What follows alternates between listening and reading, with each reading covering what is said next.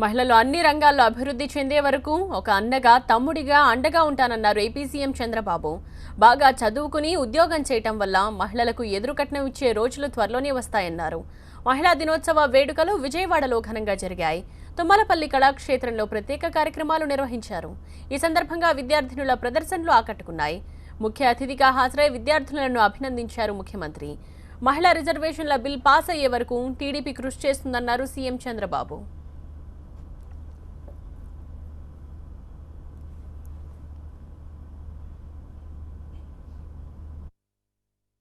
ఎప్పుడైతే బాగా చదువుకుని ఉద్యోగం వస్తే మగపిల్లల కంటే డౌరీ పోతా ఉంది.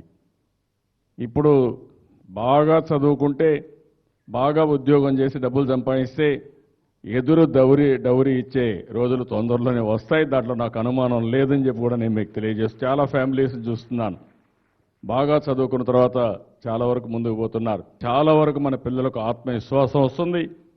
అదే మరి ఎవరైనా రౌడీజం చేయాలి లేకుంటే ఎక్కడన్నా కానీ ఇలాంటి అఘాయిత్యాలు చేయాలని భయం కూడా వస్తుంది.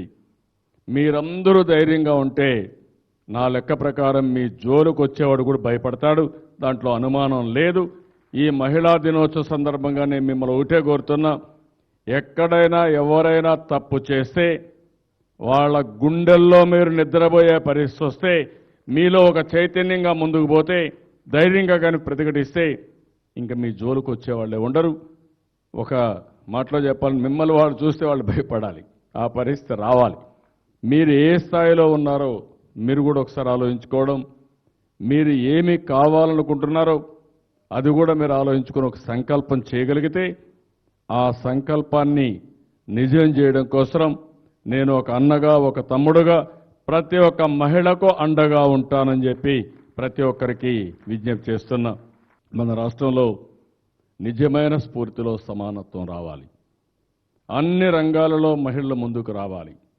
అది రాజకీయం కానీ, నేను అందుకే ఒక మాట చెప్పాను, కేంద్రంలో 33% చట్టసభల్లో రిజర్వేషన్లు వచ్చే వరకు మీ తరపున తెలుగుదేశం పార్టీ అండగా ఉంటుంది. దానికి నేను నాయకత్వం ఇస్తానని చెప్పి కూడా మరొక్కసారి మీ అందరికీ హామీ ఇస్తున్నా.